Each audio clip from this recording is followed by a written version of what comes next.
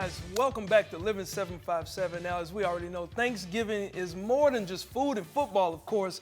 It's always been about giving back and also helping people in need. And our next guests are doing just that. I would like to welcome to Living 757. We've got some heroes today. We got Tyrone, I believe it's Tyrone Cherry the third, and his daughter Jade. Yeah, I had to make sure I got the third in. How you guys doing? Yeah, that way you're not talking about my dad and my granddad, right? Right. We're doing well. Man, look, I see that you brought your furry family members. That's what we got to call them, furry family members, right?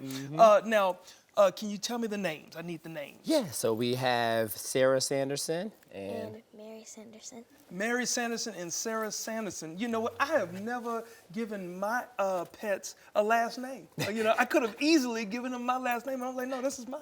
So the fact that they have last names, that is cool. So I got to ask you, man, you guys are doing so much in the community, right? Out there in Petersburg, Virginia, yes, right? Sir. And you actually have something, it's a food desert. What exactly is a food desert? Yeah. I've never heard that term before. Yeah, so the USDA identifies any space or any city where you have to take more than a 3-mile walk or drive to get to a grocery store as a food desert. So the way I explain it to the youth that I work with is I talk to them, I say, hey guys, how many grocery stores do we have in Petersburg?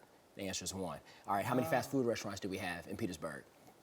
Almost a cornucopia of them, right? So we live in a food desert because we don't have as much access to healthy food.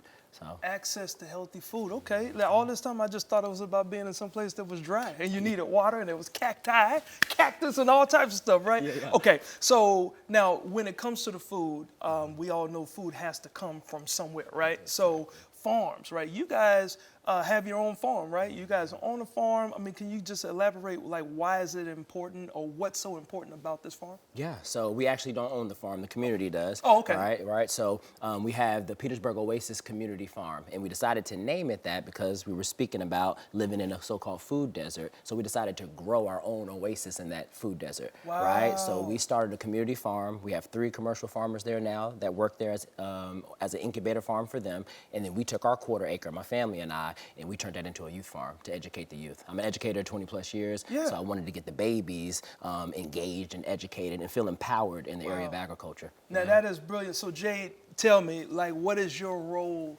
on the farm? Just making sure that, is that Mary Stevens?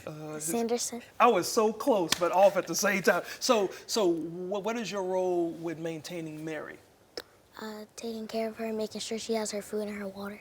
Her food and her water, wow. So now does Mary have any other brothers, sisters, or family members? Yes, she has 2 sisters and 1 brother.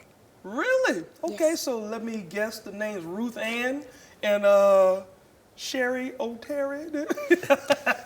Nowhere near. Nowhere near. Oh, you were quick with it, Jade. Now, I got to ask you, man, as far as everything that you have been doing in the community, how important is it to influence the youth to understand what it means to grow your own food? Yeah, I think it's the most important thing, right? As a father of 4, as an educator of 20 plus years, as the older brother of 4 boys, right? It's super important that the next generation not only understands where their food comes from and how it's getting to them, but that they understand the fact that they can play a role in that. You know what I mean? They could be a farmer. They could own their own mobile market like we just started a couple of months ago. They could own a grocery store, you know? They could be part of the marketing team, but they can serve their community in the capacity of feeding their community, right? And feeding them nutrient-rich or nutrient-dense food. Right, and that's what we don't get a lot of because you got all those fast food restaurants all the way around. So where can people go to get more information? Because I think that this is so important. Yeah, so you can follow us on Instagram, Grow With The Plug. If you want to follow the youth farm, it's Petersburg Oasis Youth Farm. Okay.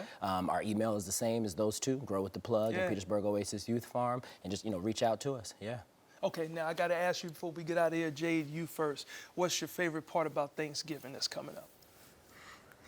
Getting to spend time with family and eating. Okay, girl, I was about to say, if you did not say eating, because I remember the sandwiches and all types of, she said family and eating. Oh, you raised her so right. I'm horrible. Now what's your favorite part of Thanksgiving?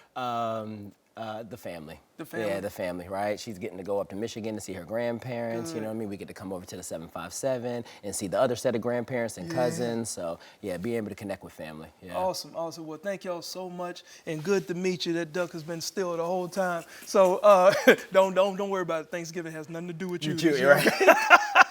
All right, thank y'all again, and thank y'all for everything that you guys are doing, all right? I appreciate it.